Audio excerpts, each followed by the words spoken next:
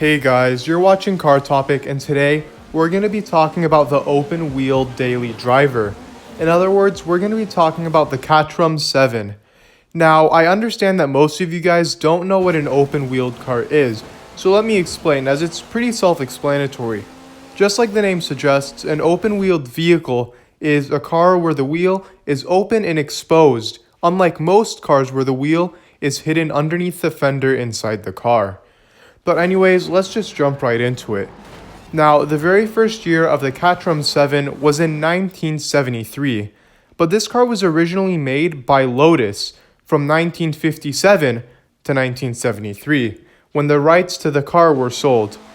Now, the very first generation of the Lotus 7 was from 1957 to 1960, and it only had 40 horsepower coming from a 1.2-liter inline-4 engine. Now, Generation 2 was from 1961 to 1967, and it had an improved 46 horsepower coming from a larger 1.3-liter inline-4. Gen 3 was from 1968 to 1969, and it had 63 to 73 horsepower coming from a much larger 1.6-liter inline-4.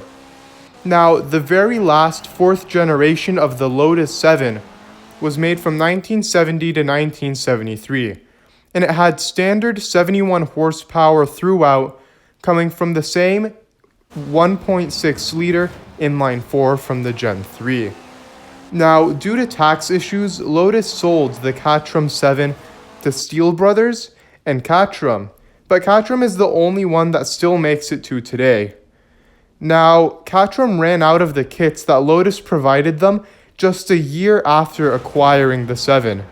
So, in 1974, they started making their own. And between 1973 and today, over 70 variants were made of the Caterham 7, from one-offs to production numbers of 1,400 or more. But let's just fast forward to the ones that are available today. Today, there's 5 different models: the 270, the 310, the 360, 420, and 620. These cars all range from 135 horsepower in the 270 to 311 horsepower in the 620.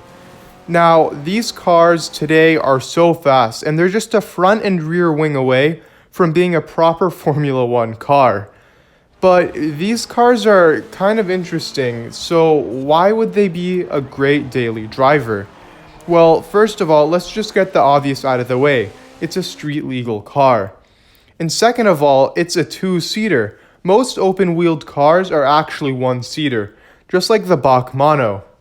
And on top of that, you can order the Caterham 7 with a top, making it similar to a roadster like a Miata, which, as we know, is a great daily driver.